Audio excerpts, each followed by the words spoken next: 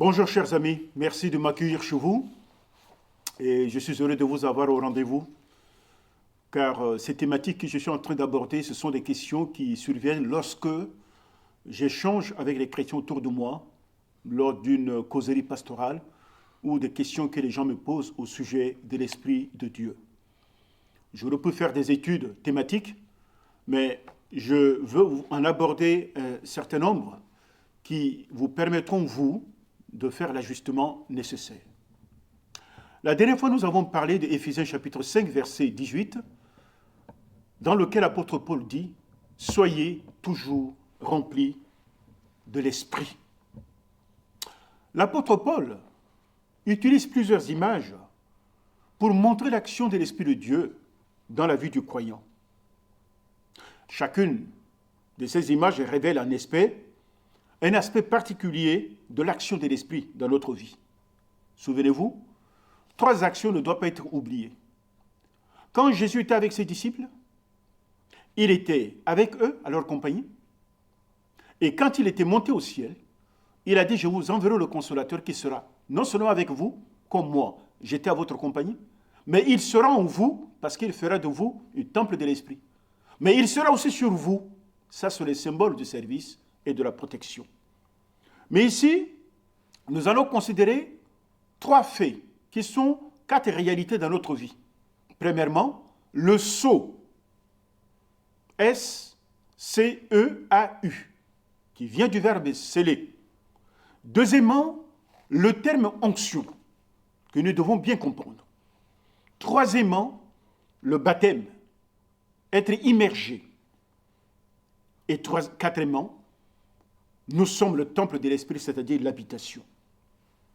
Je vais citer quelques phrases, quelques versets bibliques pour illustrer cela. Dans Éphésiens chapitre 1, verset 13, il est écrit, je cite, « Nous avons tous été scellés du Saint-Esprit. » Dans 1 Jean chapitre 2, verset 20, je cite, « Nous avons reçu l'onction de la part de celui qui est saint. » Et dans 1 Corinthiens chapitre 3, verset 16 et 1 Corinthiens chapitre 6, verset 19, je lis, « Nous sommes le temple de Dieu, l'Esprit de Dieu habite en nous. » Et la 4e phrase, « Nous avons tous été baptisés d'un seul esprit. » 1 Corinthiens chapitre 12, verset 13. Le sceau, être scellé, c'est la marque de Dieu dans notre vie. Dans les siècles 18e, 16e siècle, lorsqu'il y avait la traite négrière qui prévalait dans le triangle, le commerce triangulaire, les Africains qui avaient été arrachés à leur famille et emportés en esclavage dans la nouvelle terre aux États-Unis ou ailleurs, se retrouvaient rassemblés dans une île au Sénégal qu'on appelle l'île de Gorée. Et c'est en ce moment-là que leur maître vient les acheter et met sur leur vie un sceau particulier qui appartient au maître, c'est-à-dire les sceller. Et si tu t'appelles Mamadou, tu ne t'appelles plus Mamadou, tu t'appelles maintenant Benson ou Johnson. Tu portes le nom de ton maître. Nous en sommes dans une réalité similaire. Sauf que l'esclavage de la justice de Dieu est la manifestation de l'amour de Dieu.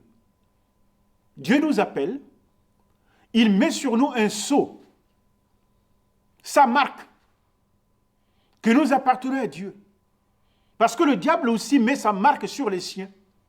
Et en acceptant Jésus comme Sauveur et Seigneur, nous sommes éligibles à recevoir la marque de Dieu. Nous sommes scellés, un signe d'appartenance à Dieu.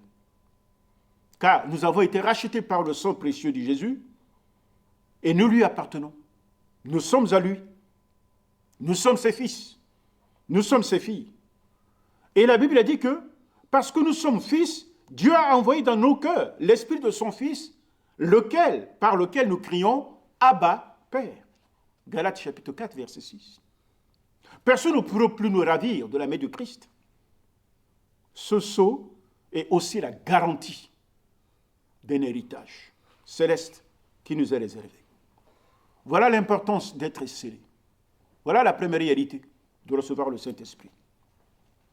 La deuxième réalité, nous avons reçu l'onction de la part de celui qui est saint. Qui est saint?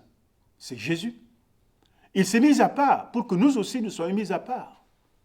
Lui qui n'a jamais connu le péché et a été tenté en toutes sortes, il peut valablement nous sauver, il peut valablement nous mettre de côté. Nous avons reçu de sa part l'onction. Et ce terme, il faut l'utiliser avec beaucoup plus de prudence. Dans le monde satanique aussi, on parle du même terme onction.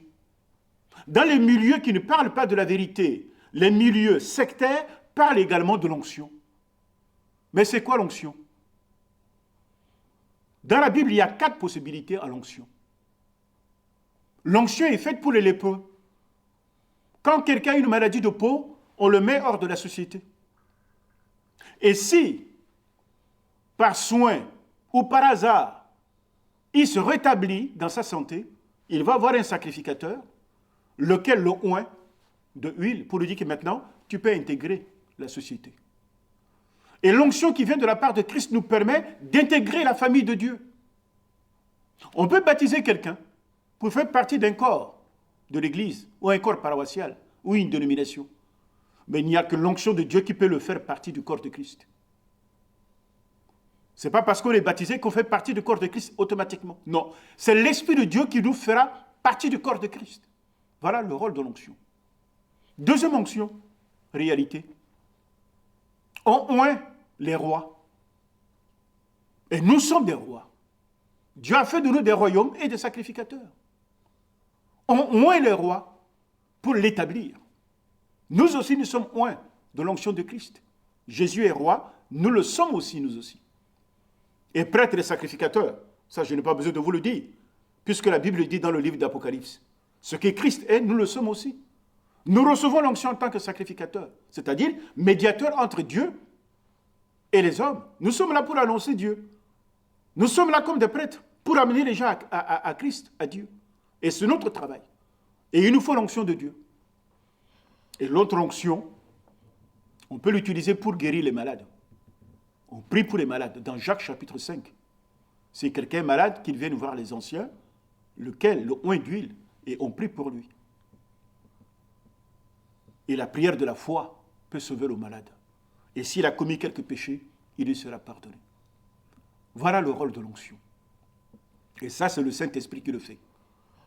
Et c'est un bénéfice qu'il ne faut pas l'oublier, ne pas perdre de vue. Ce n'est pas une promesse, c'est un fait divin. Mais quand on l'ignore, on ne le vit pas, on ne l'expérimente pas. L'autre réalité, c'est le baptême, qu'on appelle le baptême du Saint-Esprit.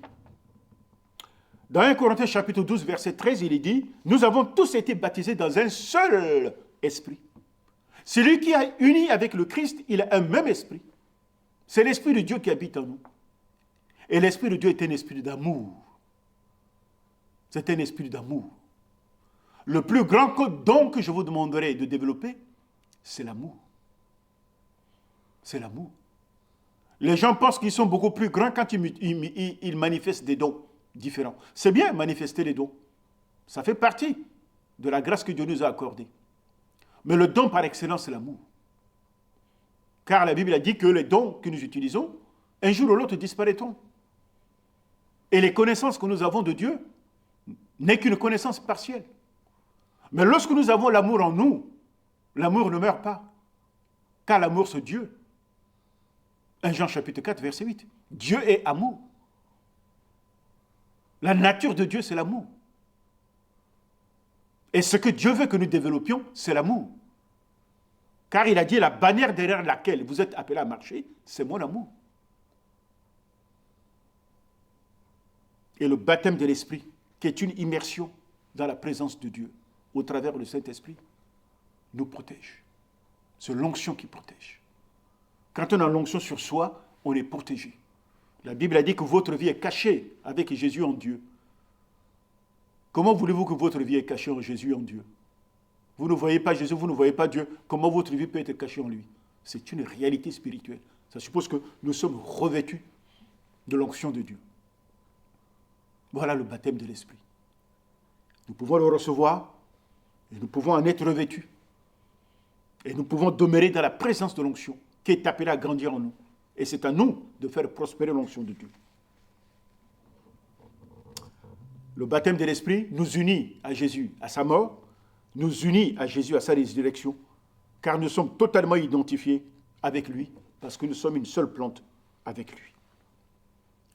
La dernière réalité, c'est que l'Esprit de Dieu fait de nous une habitation. Nous sommes le temple de l'Esprit. L'Esprit de Dieu habite en nous. Et l'apôtre Paul va utiliser plusieurs expressions chez les Corinthiens qui ont eu cette grâce de développer les 9 dons. Mais l'apôtre Paul va leur dire, ne savez-vous pas que vous êtes le temple de l'Esprit? Vous allez prendre votre corps pour aller utiliser à des mauvais usages d'injustice, à la prostitution, à détruire votre corps par la fumée, par l'alcool ou des désirs pernicieux. Ce corps que vous avez là n'est pas le vôtre. Je l'ai racheté, dit Dieu. C'est à moi. Et vous n'allez pas faire quelque chose qui appartient à Dieu à votre manière. Vous devez veiller sur votre corps, en prendre soin, parce que le Saint-Esprit habite en vous. N'est-ce pas un privilège? De tout temps, Dieu a manifesté le désir de vivre au milieu de son peuple. Quand le peuple d'Israël quittait la terre de la promesse dans leur pérégrination, Dieu a demandé que le tabernacle soit toujours au milieu. Et quand il campe, le tabernacle est au milieu. Et c'est là où Dieu est consulté pour recevoir les conseils de la part de... les gens reçoivent conseil de la part de Dieu. Et depuis lors, Dieu manifeste le désir de vivre, non seulement au milieu de nous, mais de vivre en nous. C'est pourquoi Jésus a dit que si 2 ou 3 personnes se mettent en accord en mon nom, je suis au milieu d'eux. Mais Jésus fait plus. Comme il est monté au ciel, il nous a envoyé le Saint-Esprit. Le Saint-Esprit est non seulement au milieu de nous, mais il est en nous. Le sais-tu? Et si tu sais maintenant que le Saint-Esprit habite en toi, alors respecte sa présence. Tu fuis la présence des autres pour faire des choses en cachette. Mais en faisant des choses en cachette, tu crois que le Saint-Esprit ne te voit pas? Voilà. Si nous savons pratiquer la présence de Dieu, nous aurons le respect du Saint-Esprit. Et nous ne ferons pas rien avec notre corps. Nous ne dirons pas de mauvaises choses avec notre bouche. Parce que le Saint-Esprit, qui est la personne de Dieu, est avec nous. Voilà les 4 réalités à laquelle renvoie l'action du Saint-Esprit dans la vie du croyant. Premièrement, c'est un sceau scellé comme un tampon de notre appartenance à Dieu. Deuxièmement, c'est l'onction. Dieu nous a oint pour que nous intégrons la famille de Dieu. Ce n'est pas le baptême qui te fait intégrer à un corps de Christ. Voilà. Le corps de Christ, il est spirituel. Et c'est l'onction du Saint-Esprit qui te fait intégrer le corps de Christ. Troisièmement, le baptême du Saint-Esprit. C'est-à-dire être immergé, que tout ton être soit touché. Tous les fibres de ton être connaissent la visitation du Saint-Esprit. Et quatrièmement, tu es une habitation de Dieu. Dieu habite en toi. Tu es moins que rien, un ver de terre. Mais Dieu a choisi d'habiter en toi. Respecte sa présence. Et vis une vie chrétienne consacrée. Débarrassée de toute souillure. Élève-toi. Élève le standard de la vie chrétienne pour la gloire de ton Maître. Soyez bénis. Seigneur, nous te bénissons. Nous te rendons grâce pour ton message. Fasse qu'elle prenne forme en nous, qu'elle devienne une réalité de notre vie quotidienne. Dans le nom de ton Fils Jésus-Christ. Amen.